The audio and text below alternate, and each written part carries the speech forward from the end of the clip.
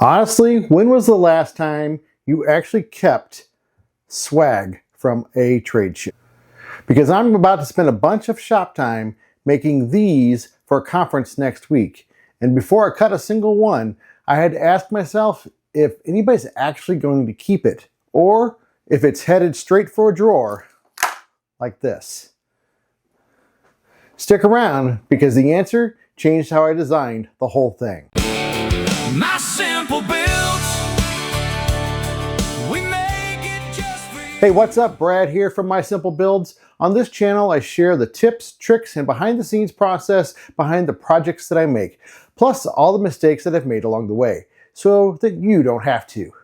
Next week, I'm headed to Next Level Maker Conference in Grapevine, Texas, and this is my first time going, and I'm genuinely pumped. There's a tradition at this event of trading pins, actual pins, you know, the kinds that go on your lanyard or end up on a pin board afterwards. And today, I'm walking you through the ones that I'm bringing. The debate I had with myself about whether pins are even worth making, and a quick demo of cutting and printing them on my own gear. Before I get into the pins, a quick heads up: if any of you want to check out this event for yourself, tickets are still available if you want to go in person. If you're actually in the Dallas area, you can also actually walk the vendor floor for free. You just need to register ahead of time.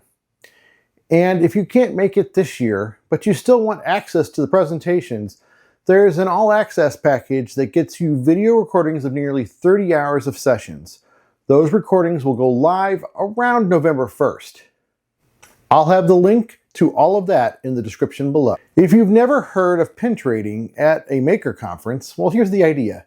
You make a bunch of pins with your logos on them or whatever other information that you might want to share, and you clip them to your lanyard, and throughout the event, you trade with the other makers you meet. It's a simple concept, but the reason it actually matters is the conversation that it starts. Walking up to a stranger is awkward. Walking up to a stranger and saying, "Hey, want to trade pins?" is not. It gives you an excuse to talk to somebody, and now you've met another maker. Maybe swapped contact information, maybe found out they run a business that connects with yours. That's the real value here. The conversation the pin gets you into, and the contacts you walk away with. People from all over the country doing the same kind of work that you are. This being my first year, I wanted to bring something to trade instead of just showing up empty-handed. So I sat down and designed a pin. And here's where I got stuck though. I started thinking about every conference pin, every convention button, every little enamel thing, every plastic thing that I've picked up over the years. And if I'm honest, most of it had ended up exactly where I opened with this video. In a drawer, or worse, in the trash before I even got home. So I didn't want to just make a pin for the sake of making a pin. I wanted to figure out why people actually hang on to some of this stuff and toss the rest. And the answer I kept landing on is pretty simple. People keep things that are still useful once the event's over. Most people don't have a corkboard for convention swag sitting around, but almost every maker that I know has a magnet or two stuck to a shop fridge, or a toolbox, or a filing cabinet. So here's what I landed on. Why pick one? Why not both? During the conference, it's a pin, a breakaway pin stud on the back so that it clips onto your lanyard like normal and trades easy. But underneath, that stud is a magnet. Once the conference is over, you snap it off the stud, and instead of getting thrown in the drawer, it goes straight onto your shop fridge or your tool cabinet.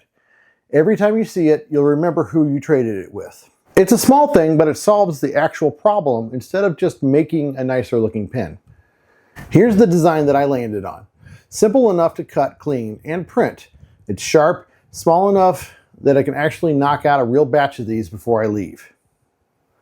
Quick heads up before we get started with this part. This is not sponsored by anybody, but I do create content in partnership with xTool, and I've got affiliate links in the description below, meaning that I earn a small commission if you buy through them. All opinions in this video are still completely my own. First step is cutting the pin blank itself, and I'm doing that on my xTool M1 Ultra, running the file through the xTool Studio. I've got a pin shape laid out in xTool. I cut the line on the outside and I'm running it on 1/8 maple plywood to get a clean blank with the edges already finished.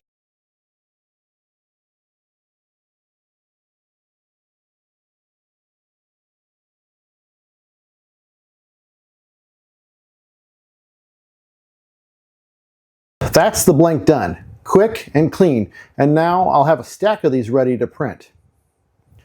Now the color goes down with my Eufymake E1, the UV printer bed that I currently have. And there's no brand relationship, it's just a machine that I use a lot.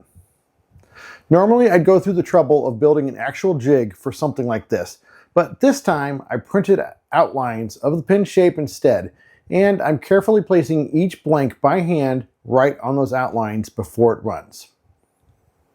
UV printing cures instantly when under the light, so I'm not waiting around for anything to dry. I can pull these right off the band. Here's the finished pin.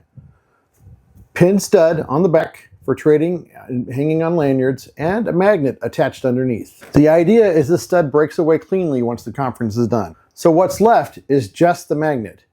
We'll see how clean it actually goes.